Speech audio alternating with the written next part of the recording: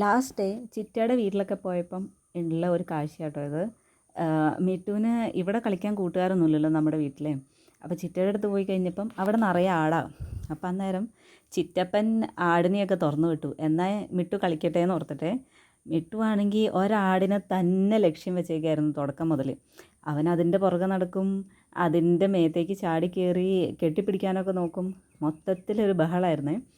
പിന്നെ ചിറ്റപ്പൻ്റെ ആടിനെ പുന്നാരിക്കണ പോലെ തന്നെ മിട്ടുവിനെ വിളിച്ചു നിർത്തി പുന്നാരിച്ച് മസാജൊക്കെ ചെയ്ത് കൊടുത്ത് ഭയങ്കര വർത്താനം പറച്ചിലും കളിയൊക്കെ ആയിരുന്നു കേട്ടോ.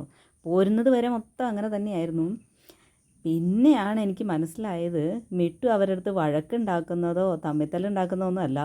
മിട്ടു കളിച്ച് ഒരാടിനെ സെറ്റാക്കാനുള്ള പരിപാടിയായിരുന്നു എന്നാട്ടോ എനിക്ക് തോന്നുന്നത്.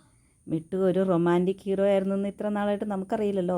അങ്ങനെ അവൾ വളഞ്ഞു ഗൈസ്, അവൾ വളഞ്ഞു കണ്ടോ. അപ്പോൾ മൊത്തം കെട്ടിപ്പിടുത്തവും കാര്യങ്ങളൊക്കെ ആട്ടോ.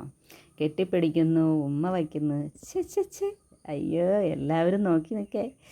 ഓ, മൊത്തത്തിൽ അങ്ങനെയായിരുന്നു. പിന്നെ ആദ്യത്തെ വഴക്കും ഇടിയൊക്കെ കഴിഞ്ഞപ്പോൾ പിന്നെ കാണുന്നത് മൊത്തം ഉമ്മ വയ്ക്കലും കെട്ടിപ്പിടുത്തവും മാത്രം കേട്ടോ. വേറെ ഒന്നും എനിക്ക് കാണാൻ പറ്റിയിട്ടില്ല. ഇതൊക്കെ കണ്ട് ഇങ്ങനെ ആസ്വദിച്ചിരിക്കുമ്പോഴാണ് അവനെ കാണാൻ വേണ്ടിയിട്ടൊരു കൊച്ചു വന്നാണ്. മിട്ടു ഇവിടെ ഉണ്ടെന്ന് അറിഞ്ഞിട്ട് അവനെയും കൊണ്ട് അവൻ്റെ വീട്ടുകാർ വന്നതാട്ടോ. അവൻ്റെ അമ്മാമ്മയാട്ടോ നിൽക്കണേ. അമ്മാമ്മയാണ് പോയിട്ട് കൊച്ചിനെ വിളിച്ചുകൊണ്ട് വന്നത്. ആദ്യം അവന് ഭയങ്കര പേടിയായിരുന്നു. പിന്നെ അത് കഴിഞ്ഞിട്ട് മിട്ടുവും വാവയും കൂടി ഭയങ്കര കമ്പനിയായിട്ടോ. കമ്പനിയായി ലാസ്റ്റ് പോവാറൊക്കെ ആയി കഴിഞ്ഞപ്പോഴത്തേനും ആശാൻ ഭയങ്കര കരച്ചിലും പിഴിച്ചിലൊക്കെ ആയിരുന്നു.